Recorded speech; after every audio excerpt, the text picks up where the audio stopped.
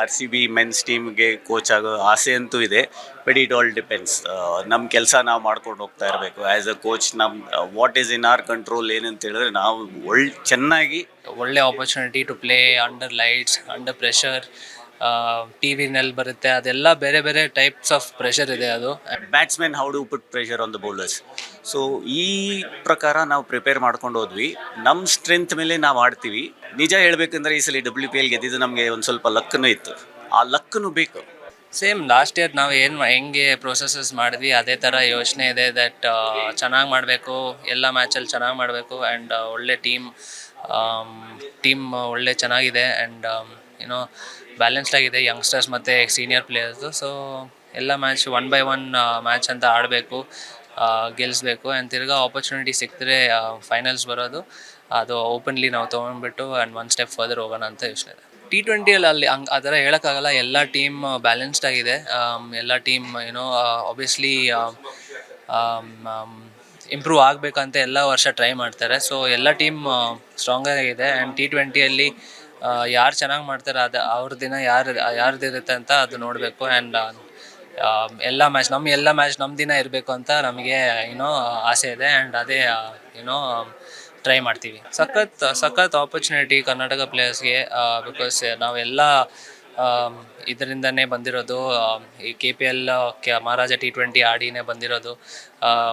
ಒಳ್ಳೆ opportunity to play under lights, under pressure, ಟಿ ವಿನಲ್ಲಿ ಬರುತ್ತೆ, ಅದೆಲ್ಲ ಬೇರೆ ಬೇರೆ ಟೈಪ್ಸ್ ಆಫ್ ಪ್ರೆಷರ್ ಇದೆ. ಅದು ಆ್ಯಂಡ್ ಕ್ರೌಡ್ ಮುಂದೆ ಆಡೋದು. ಸೊ ಎಲ್ಲರಿಗೂ ಇದು ಈಕ್ವಲ್ ಆಪರ್ಚುನಿಟಿ ಇದೆ. ನಾವೆಲ್ಲ ಹೆಂಗೆ ಆಡಿದ್ವಿ ಹಂಗೆ ಮುಂದೇನೂ ಆಗುತ್ತಂತ ಆಸೆ ಇದೆ. ದಟ್ ಎಲ್ಲ ಟೂರ್ನಮೆಂಟಿಂದ ಕೆಲವರು ಜನ ಯಂಗ್ಸ್ಟರ್ಸ್ ಬರ್ತಾರೆ ಆ್ಯಂಡ್ ನೆಕ್ಸ್ಟ್ ಲೆವೆಲ್ಸ್ ಆಡ್ತಾರೆ. ಸೊ ಇಂಥ ಟೂರ್ನಮೆಂಟೇ ಅವ್ರಿಗೆ ಆಪರ್ಚುನಿಟಿ ಸಿಗೋದು. ಇಂಥ ಟೂರ್ನಮೆಂಟ್ ಎವ್ರಿ ಡಿಸ್ಟ್ರಿಕ್ಸಲ್ಲಿ ಹೋಗ್ತಾರೆ.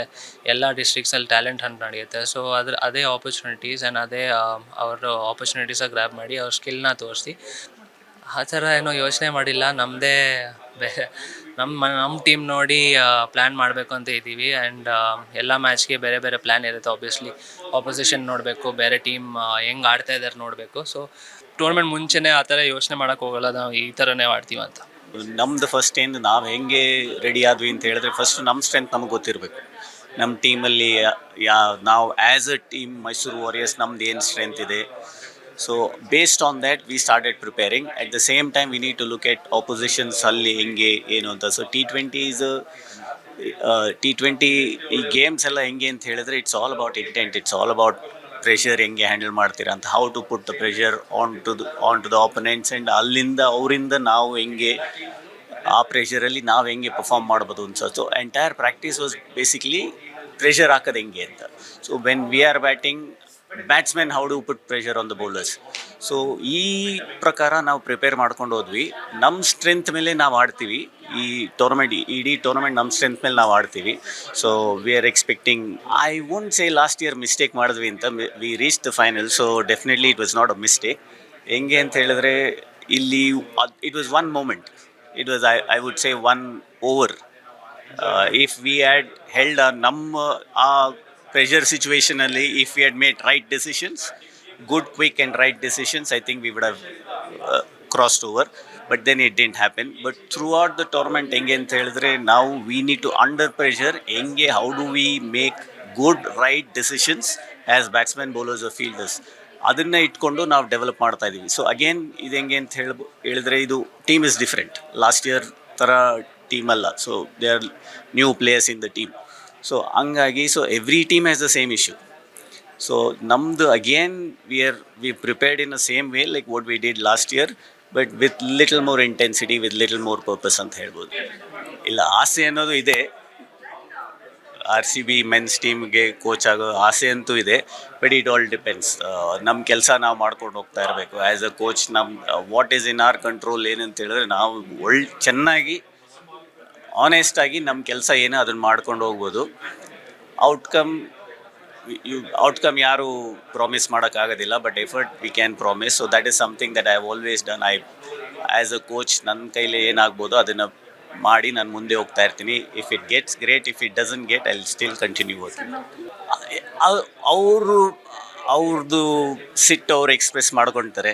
ಬಟ್ ದ ಟ್ರೂತ್ ಈಸ್ ಅವ್ರಿಗೆ ಗೊತ್ತಿಲ್ಲ ಒಳಗಡೆ ಏನಾಗ್ತಾ ಇರುತ್ತೆ ಅಂತ. ಯಾರ ಮ್ಯಾನೇಜ್ಮೆಂಟ್ ಆದ್ರೂ ಅಷ್ಟೊಂದು ಕೋಟಿಗಳ ಗಟ್ಟಲೆ ಖರ್ಚು ಮಾಡಿಬಿಟ್ಟು ಯಾರನ್ನೂ ಸೋಲಕ್ಕೆ ಅಂತ ಏನು ಮಾಡೋದಿಲ್ಲ. ಸೊ ಎಲ್ಲರೂ ಗೆಲ್ಲೋದಕ್ಕೆ ಅಂತಲೇ ನೋಡ್ತಾರೆ, ಎಲ್ಲರೂ ಒಳ್ಳೆ ಟೀಮ್ ಪ್ರಿಪೇರ್ ಮಾಡೋಕ್ಕೆ ಅಂತಲೇ ಪ್ರಯತ್ನ ಪಡ್ತಾರೆ. ಸೊ ಹಂಗಾಗಿ ಸ್ವಲ್ಪ ಇದರಲ್ಲಿ ಇದು ಸಿಗಲ್ಲ, ನಿಮ್ಗೆ ರಿದಮ್ ಸಿಕ್ಕಿರಲ್ಲ.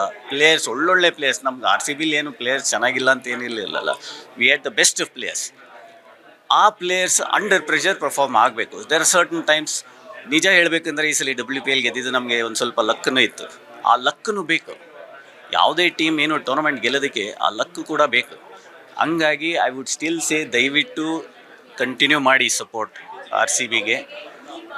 ಎಲ್ಲರೂ ಟ್ರೈ ಮಾಡ್ತಾ ಇದ್ದಾರೆ, ಅವ್ರ ಲೆವೆಲ್ ಬೆಸ್ಟ್ ಟ್ರೈ ಮಾಡ್ತಾ ಇದ್ದಾರೆ. Be it the management, be it the support staff, be it the players ಕೂಡ they are trying their level best and definitely you will see better results ಅಂತ ಹೇಳ್ಬೋದು. ಐ ಡೋಂಟ್ ಥಿಂಕ್ ಈ ಟೂರ್ನಮೆಂಟ್ ಹೆಂಗಿದೆ ಅಂದ್ರೆ ಎಲ್ಲರೂ ಬ್ಯಾಲೆನ್ಸ್ಡ್ ಆಗಿದೆ ಸೈಡ್ಸ್. ನೀವು ಎನಿ ಟೀಮ್ ತೊಗೊಬೋದು. And T20 is a funny game. ನೀವು ಎಷ್ಟೇ ಒಳ್ಳೆ ಬ್ಯಾಲೆನ್ಸ್ ಇರಲಿ, ಎಷ್ಟೇ ಒಳ್ಳೆ ಇದ್ರೂ ಅವತ್ತಿನ ದಿನ ಹೆಂಗ್ ಆಡ್ತೀರಿ ಅದ್ರ ಮೇಲೆ ಡಿಪೆಂಡ್ ಆಗುತ್ತೆ. ಸೊ ಇದೇ ಟೀಮ್ ಚೆನ್ನಾಗಿದೆ, ಅದೇ ಟೀಮ್ ಚೆನ್ನಾಗಿದೆ ಅಂತ ಹೇಳೋದಿಲ್ಲ. On that given day you have to perform as professional athletes. I think every one ನಾವು will be go on to the field, ನಮ್ಮ ಬೆಸ್ಟ್ ಕೊಡೋಕೆ ನೋಡ್ತೀರಿ. And every team will come with the same act. So it's about the best. Like ಅವತ್ತಿಂದ ಯಾರು they put in their 100%, probably they will win the game.